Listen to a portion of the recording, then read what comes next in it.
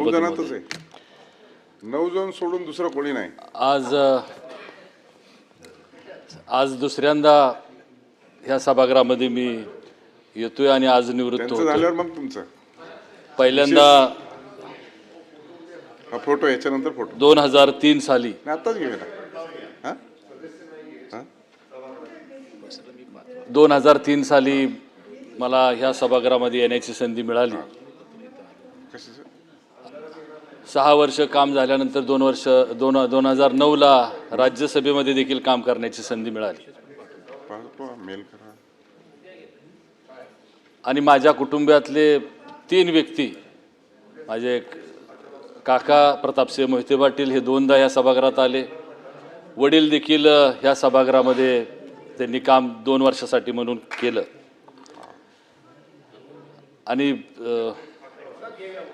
3 पिढ्याचा उल्लेख माझ्या कुटुंबाबद्दल ह्या ठिकाणी झाला. आदरणीय मुख्यमंत्री साहेबांनी, आदरणीय एकनाथ शिंदे साहेबांनी, आदरणीय दुसरे उपमुख्यमंत्री आदरणीय काकी यांनी आमच्या कुटुंबाचा, आपल्या कुटुंबाचा ह्या ठिकाणी ऋणानुबंध ह्या ठिकाणी दाखवले. त्याबद्दल मी मुख्यमंत्र्यांचे आणि दोन्ही उपमुख्यमंत्र्यांचे आभार ह्या ठिकाणी व्यक्त करतो. आणि मला विशेष ह्या ठिकाणी आवर्जून उल्लेख करायचा आहे की मी भाग्यवान आहे. ह्या दुसऱ्यांदा ह्या सभागृहामध्ये येत असताना, मी शपथ घेत असताना आदरणीय उद्योजक ठाकरे साहेबांच्या बरोबर मला त्यांच्या समवेत ह्या सभागृहाची शपथ घेण्याची मला संधी मिळाली. की ज्या कुटुंबाचे संबंध 2 पिढ्याचे आहेत. राज ठाकरे हे माझे मित्र आणि आम्ही 90च्या दशकामध्ये असताना आम्ही अनेक वेळा मातोश्रीवरती आम्ही जायचो. म्हणजे असं वर्षानं 2 वर्षांना नाही, अगदी 3 महिन्यानं 4 महिन्यानं आम्ही जायचो आणि आदरणीय आम्हाला त्या ठिकाणी जेवण द्यायच्या.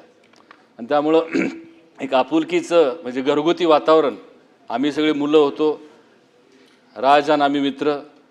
आणि त्यामुळं उद्धव ठाकरे साहेबांना आम्ही दादा म्हणून हाक मारतो. आणि त्यांच्याबरोबर मला ह्या सभागृहामध्ये येण्याची संधी मिळाली. आदरणीय नीलमताई असतील, प्रवीण दटके असतील, आम्ही सर्वजण या सभागृहामध्ये एकत्र आलो. आणि ही येण्याची संधी मला आदरणीय मुख्यमंत्री देवेंद्र फडणवीस साहेबांनी मिळवून दिली. मला थोडंसं पाठीमागं जायचं आहे. विधानसभेच्या 2014च्या विधानसभेच्या निवडणुका व्हायच्या होत्या. अजून ती निवडणूक झाली नव्हती. मी आणि आदरणीय मुख्यमंत्री साहेब, त्यावेळेस ते विरोधी पक्ष, त्यावेळेस ते पक्षनेते म्हणून, पक्षाचे अध्यक्ष म्हणून होते. मी आणि देवेंद्र फडणवीस साहेब दोघंही पुण्यावरनं अगदी मुंबईपर्यंत मी गाडी चालवत होतो. ते त्यांच्या शेजारी मी बसलो होतो, मी गाडी चालवत होतो. त्यावेळेसपासूनची एक संबंध आमच्या दोघांचे होते. त्यांनी कायम आधार दिला, त्यांनी कायम त्या ठिकाणी मदतीचा हात दिला. नंतर ते मुख्यमंत्री झाले. 2019ला माझा पक्षप्रवेश झाला. आणि ज्यावेळेस पक्षप्रवेश होण्याच्या अगोदर देखील आणि पक्षप्रवेश झाल्यानंतर देखील मला कायम त्यांनी साथ देण्याची, सहकार्य करण्याची भूमिका घेतली. त्यांच्यामुळंच मी ह्या सभागृहामध्ये आलो, भारतीय जनता पक्षामुळंच मी ह्या सभागृहामध्ये आलो. त्याबद्दल मी मुख्यमंत्री साहेबांचे, भारतीय जनता पक्षाचे खूप खूप आभार व्यक्त करतो. जसं आता आदरणीय उद्धव ठाकरे साहेबांनी सांगितलं की या सभागृहाची एक परंपरा आहे, एक इतिहास आहे. साने गुरुजी असतील, वि स खांडेकर असतील, नादो महानोर असतील, जयंतराव टिळक साहेब असतील, बापूसाहेब काळदाते असतील, अशी अनेक नावं घेता येतील. आदरणीय शरद पवार साहेब देखील ह्या सभागृहाचे नेते म्हणून राहिलेले आहेत, विरोधी पक्ष म्हणून राहिलेले. नितीन गडकरी साहेब होते, विनोद तावडे होते. मी सभागृहात पहिल्यांदा ज्यावेळेस आलो त्यावेळेस गडकरी साहेब विरोधी पक्ष नेते होते, अरविंद सावंत होते, दिवाकर रावते साहेब होते, सुभाष देसाई साहेब होते. हे सगळी दिग्गज मंडळी ह्या सभागृहामध्ये मी पाहिलेली आहेत. आणि अतिशय तुल्यबळ अशी भाषणं किंवा एक वैचारिक भाषणं, विरोधाला विरोध म्हणून नाही, कुणाची चेष्टा करायची म्हणून नाही, पण एक चांगली भाषणं मी ह्या सभागृहामध्ये पाहिलेली आहेत.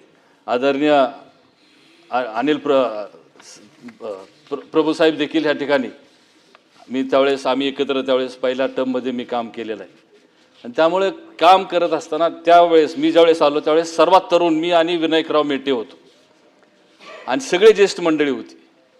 ते सभागृह त्यावेळेस मी पाहिलं किंवा आपण सगळ्यांनी अनुभवलेलं आहे आणि त्यामुळे एक वेगळी परंपरा असलेलं हे सभागृह आहे. मी अधिकचा जास्त वेळ घेणार नाही. बरेचसे मुद्दे ह्या ठिकाणी मी तयार केले होते, पण सरकार पक्षांना ह्या ठिकाणी काम करायचं आहे. मला आठवतंय एक किस्सा की शरद पवार साहेबांना काय काम होतं, मुख्यमंत्री होते आणि वसंतराव चव्हाण साहेब ह्या सभागृहामध्ये एका बिलावरती भाषणासाठी उभा राहिले आणि बिलावरती भाषण किती तास झालं तर वसंतराव चव्हाण साहेबांचं भाषण 11 तास झालं. तर का 11 तास झालं तर पवार साहेब त्यांना म्हणले, वसंत भाषण चालू ठेव, मी दिल्लीला जाऊन येतो. ही इतिहास ह्या सभागृहाचा आहे. खडसे साहेबांनी देखील 9 तास भाषण केलेलं आहे. जयंतराव टिळक साहेबांचा उल्लेख ह्या ठिकाणी झाला. अगदी शिस्तप्रिय व्यक्ती, सभापती म्हणून त्यांनी काम पाहिलं. मंत्री जर चुकला भाषण करता उत्तर देताना तर मंत्र्यांना अगदी खडसावून सांगायचे की अभ्यास करून या आणि मगच उत्तर द्या. तसंच दुसरं एक उदाहरण झालं पवार साहेबां मुख्यमंत्री असताना. विरोधी पक्षाने प्रश्न विचारले होते, मंत्री उत्तर देत होते, तरी विरोधी पक्ष प्रश्न विचारत होता. शेवटी मंत्री चिडले आणि तुम्हाला समजत नाही का किती वेळा उत्तर द्यायचं, असं मंत्री म्हणाले. शरद पवार साहेबांनी मंत्र्यांना कॅबिनमध्ये बोलवून घेतलं आणि सांगितलं, विरोधी पक्षाचं काम आहे प्रश्न विचारण्याचं आणि आपली जबाबदारी आहे उत्तर देण्याची, आणि त्यामुळे हे उत्तर चुकीचं आहे, तुम्ही अशा पद्धतीनं बोलता कामा नये. त्यामुळे ही शिस्त, रामराजे नाईक निंबाळकर साहेब असतील, आपण असाल, एक शिस्तप्रिय शिवाजीराव देशमुख साहेब असतील, सगळ्यांनी या सभागृहाला एक शिस्त लावलेली, एक वेगळ्या पद्धतीचं कामकाज ह्या सभागृहानं पाहिलेलं आहे. जयंतराव पाटील साहेब होते शेतकरी कामगार पक्षाचे, अगदी तडफेर कामगारांचे प्रश्न असतील, शेतकऱ्यांचे प्रश्न त्या ठिकाणी मांडलेले आपण सगळ्यांनी पाहिलेले. इतिहासामध्ये मृणाल गोरे असतील, ह्यांनी मुंबईबद्दलच्या कामगारांबद्दलच्या महिलांबद्दलचे प्रश्न या ठिकाणी मांडलेले आपण पाहिलेले, त्या सभागृहानं पाहिलेले आहेत. आणि त्यामुळं ह्या सभागृहाची गरिमा, ह्या सभागृहाची उंची राखण्याची जबाबदारी आपल्या सर्वांची आहे ना, आपण ती राखत आलेलो आहोत, कारण की महाराष्ट्र आपल्याला पाहतोय. मला आठवतं मी या सभागृहात ज्यावेळेस पहिल्यांदा आलो त्यावेळेस पतंगराव कदम साहेब मंत्री म्हणून होते. मी काही प्रश्न विचारले, पतंगराव कदम साहेबांनी साधं उत्तर दिलं. विजयदादाच्या पोराचा प्रश्न आहे, उत्तर देताना विजयदादाच्या पोरानं विचारलेला प्रश्न आहे, तुझं काम करतो, विषय संपला. साधा प्रश्न, साधी माणसं होती आणि मोठ्या मनाची माणसं होती, दिलदारपणानं त्यांनी सगळ्यांनी कामं केली. मी ज्यावेळेस पहिलं भाषण 10 जूनला राष्ट्रवादी काँग्रेस पक्षाच्या स्थापना दिनानिमित्त माझं या सभागृहातलं पहिलं भाषण आहे, आणि त्याच्यानंतर मला दिलीपराव देशमुख साहेब, विलासराव देशमुख साहेबांचे बंधू, यांनी मला चिठ्ठी पाठवली, अतिशय सुंदर भाषण रंजित, आणि ती चिठ्ठी मी अजून जपून ठेवलेली आहे. आणि त्यामुळं सांगण्याचा मतितार्थ हेच आहे की आपण ह्या सभागृहाचं सगळं हे वैभव राखत असताना, पुढं नेत असताना, ही आपल्या सगळ्यांची सामुदायिक जबाबदारी आहे. आपण आज आम्ही आज निवृत्त होणार आहोत. सभागृहाची कामकाजाची वेळ या प्रस्तावावरती चर्चा संपेपर्यंत वाढवण्यात येत आहे.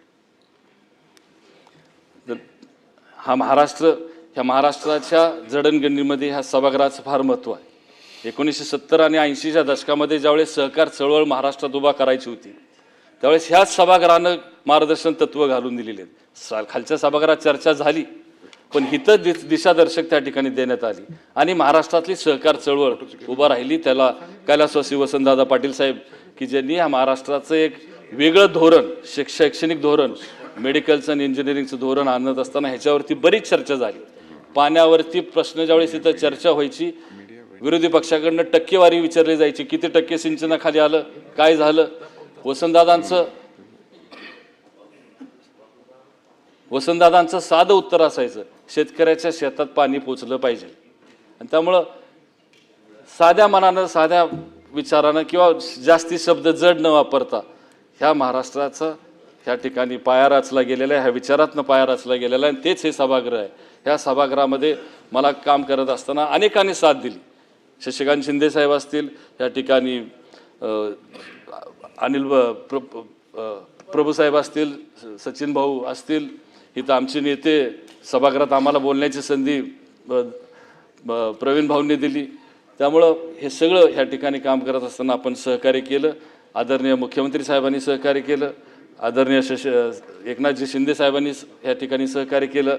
आणि मला आवर्जून सांगायचं आहे की ह्या सभागृहात आम्ही ज्यावेळेस आलो त्यावेळेस आमचं इंट्रोडक्शन, आमची ओळख कैलासवासी आदरणीय अजितदादांनी करून दिली. त्यावेळेस मी विरोधी पक्षात होतो, सरकार म्हणून दादा ह्या पक्षात होते. आदरणीय अजितदादांनी माझी ओळख करून दिली. ती क्लिप अजून देखील माझ्याकडे आहे. आणि आज वहिनी आमच्या निरोप समारंभाला या ठिकाणी उपस्थित राहत आहेत.